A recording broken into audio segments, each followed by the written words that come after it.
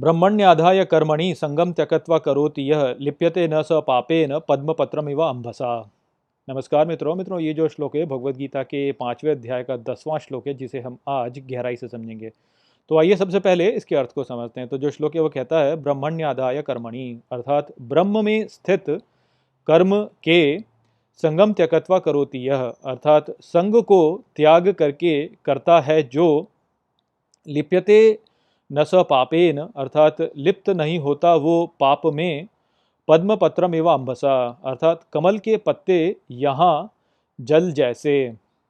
तो श्री कृष्ण यहाँ पर जो 8वें और 9वें श्लोक में उन्होंने बताया उसको ही थोड़ा और अच्छे से यहाँ पर समझाते हैं।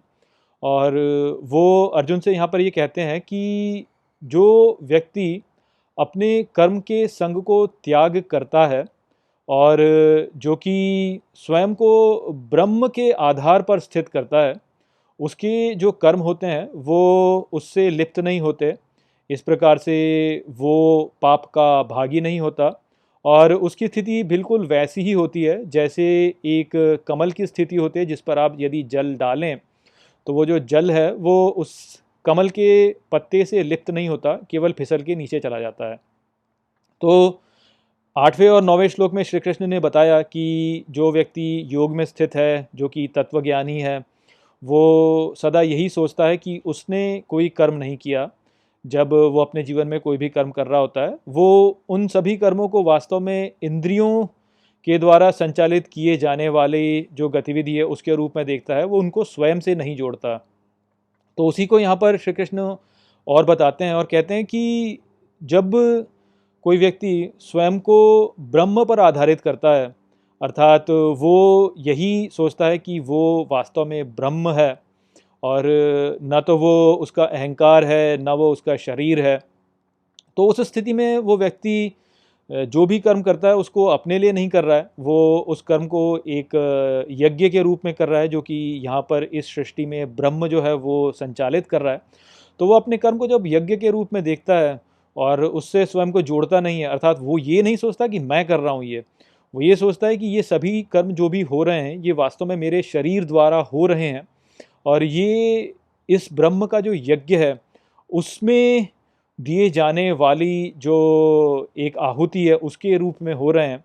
अर्थात मैं इन्हें स्वयं अपने अहंकार के लिए नहीं कर रहा हूँ, ये जो भी कार्य हो रहे हैं ये वास्तव में स्वयं से ही हो रहे हैं, ये मेरे शरीर द्वारा हो रहे हैं, इस यज्ञ में हो रहे हैं।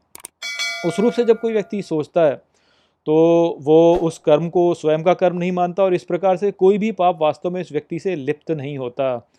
कोई भी कर्म वो यदि करेगा और उसमें कई बार ऐसा होता है कि जो कर्म आप कर रहे हो उसमें कुछ उसके बुरे प्रभाव हो सकते हैं, किंतु वो बुरे प्रभाव जो होते हैं उनका कोई भी प्रभाव उस व्यक्ति पर फिर लगता नहीं है। तो ये बात यहाँ पर समझने के लिए आपको ऐसे समझना चाहिए कि देखिए, जैसे हम यदि कुछ देख रहे हैं या हम यदि चल भी रहे हैं या कुछ भी कर रहे हैं तो उस स्थिति में कई बार कुछ बुरे कार्य हो जाते हैं। जैसे मान लीजिए कि आप सड़क पर चल रहे हैं और चलते चलते आप किसी एक प्राणी के ऊपर मान लीजिए कि आपका पैर पड़ गया, तो उससे वो प्राणी की हत्या हो गई। अब उस हत्या होने का पाप आपको लग सकता है। तो वो जो पाप है वो आपको तब नहीं लगेगा जब आप ये सोचेंगे कि भाई चलना तो मेरे शरीर का कार्य है और ये जो मेरा चलना है ये वास्तव में इस ब्रह्म का यज्ञ ही है। उस रूप से चलना हो गया, मेरा जो कार्य है वो वास्तव में ब्रह्म का ही कार्य है, तो मैं जो चलना कर रहा हूँ वो वास्तव में ब्रह्म के यज्ञ में अनुदान कर रहा हूँ। तो इस प्रकार से यदि आप सोचते हैं तो वो जो आपका चलना हुआ और उस चलने पर आपने यदि किसी प्राणी के ऊपर पैर रख भी दिया और उससे किसी की हत्या हो भी गई, तो उससे जो पाप लगना चाहिए वो आपको लगेगा नहीं, उस वो आपसे लिप्त नहीं होगा। किंतु वहीं पर यदि आप उस चलने को अपनी रूप से सोच रहे होते, आप इस रूप से सोच रहे थे कि नहीं मैं चल रहा हूँ यहाँ पे, ये मेरा शरीर है, ये मेरा अहंकार है, मैं अपने अहंकार के लिए यहाँ पे चल रहा हूँ और वहाँ जाके मैं कुछ प्राप्त करूँगा, उस रूप से आप चलते हैं और तब आपके चलने के नीचे कोई प्राणी यदि मारा जाता है तो उस स्थिति में उसका जो पाप है वो आपको लगेगा। तो यहाँ पर जो अंतर है वो वास्तव में आपके दृष्टिकोण का ही अंतर है। काम तो एक ही है, काम तो चलने का ही है और उस चलने से आपने प्राणी को मार दिया वो तो है ही, किंतु उसके पीछे की जो आपकी सोच है उससे अंतर पड़ जाता है। यदि आप ऐसे सोचते हैं कि ये मेरे लिए मैं चल रहा हूँ तो उस स्थिति में आपको पाप लगेगा। यदि आप बोलते हैं कि नहीं ये जो चलना है ये केवल मेरा शरीर का चलना है जो कि इस ब्रह्म के यज्ञ का एक अनुदान है, उस रूप से आप यदि सोचते हैं तो उसमें आपको पाप नहीं लगेगा।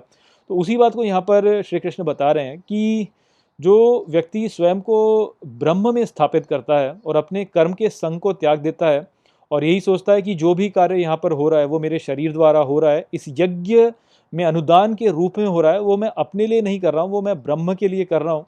उस स्थिति में जो भी कार्य आप करेंगे, भले ही वो आपको बाहरी रूप से बुरा प्रतीत हो, भले ही वो आपको ऐसा लगे कि ये बहुत बड़ा जघन्य कार्य हो गया, लेकिन उसका आपको संग लगेगा नहीं, उसका आपको पाप लगेगा नहीं, क्योंकि आपने उससे अपना संग जो है वो त्याग दिया है।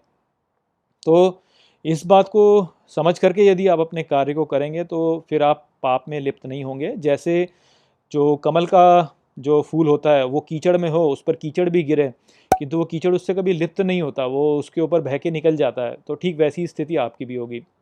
तो आशा करता हूँ कि मैंने इस श्लोक को आपको अच्छे से समझा दिया होगा। चलिए इसी के साथ इस वीडियो को यहीं पे समाप्त करते हैं। नमस्ते। वीडियो को अंत तक देखने के लिए धन्यवाद। यदि आपको ये वीडियो पसंद आया हो तो इसको अपने प्रियजनों के साथ में साझा करें और इस ज्ञान को और फैलाएं। यदि आपके पास कोई भी प्रश्न है तो मुझसे इंस्टाग्राम पर जुड़िए। वहाँ पर मैं हर शनिवार रात को एक लाइव Q&A सेशन रखता हूँ और आप मुझसे वहाँ पर अपने प्रश्न पूछ सकते हैं। जय श्री कृष्ण।